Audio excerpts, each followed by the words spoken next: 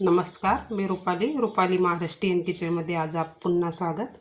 आज आपण बघणार आहोत मस्तपैकी अशी कोथिंबीरची भाजी. थंडीचे दिवस असले की मस्त अशा ताज्या ताज्या भाज्या आपल्याला बाजारात बघावयास मिळतात.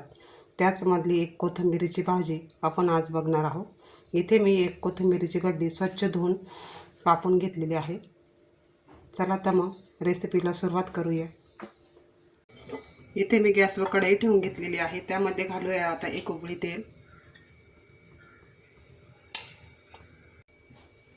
तेल छान गरम झालं आहे. त्यात घालायची थोडीशी मोहरी,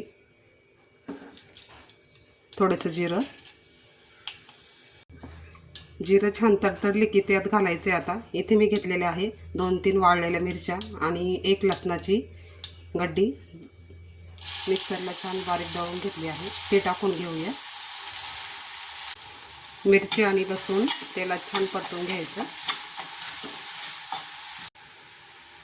मिरची आणि लसूण छान परतले गेलं आहे. त्यात घालूया थोडासा हिंग.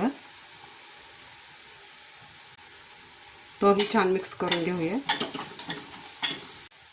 इथे आता घालायचं आहे घरचं दळलेलं डाळीचं पीठ 1 चमचा. पीठ पण तेलात परतून घ्यायचं आहे. हे बघा, पीठ पण आपलं छान परतलं गेलं आहे. यात लगेच आता घालूया कोथिंबीर.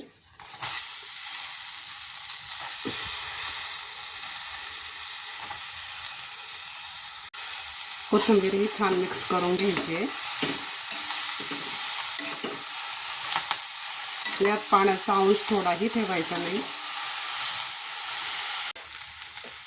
कोथिंबीर आता छान परतली गेली आहे. त्यात घालायचं आहे चमचाभर मीठ.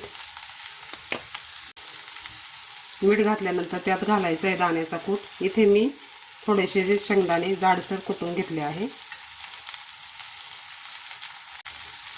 इथे तुम्ही भिजवलेली मुगाची डाळही घालू शकता. ती पण या भाजीत खूप छान लागते. पण शेंगदाणे घातले ना मग भाकरीबरोबर खायला ही भाजी छानच लागते. ही भाजी बनवायला अजिबातही टाईम लागत नाही. कधी जर भाजीला काही नसलं ना तर अशी भाजी बनवून खा, एकदम छान लागते. इथं भाजीवर 2 मिनटं झाकण ठेवून घ्यायचं. 2 मिनटं झाले, झाकण काढून भाजी पुन्हा हलवून घ्यायची. तुम्ही पण अशी भाजी करता का? कमेंटमध्ये नक्की सांगा.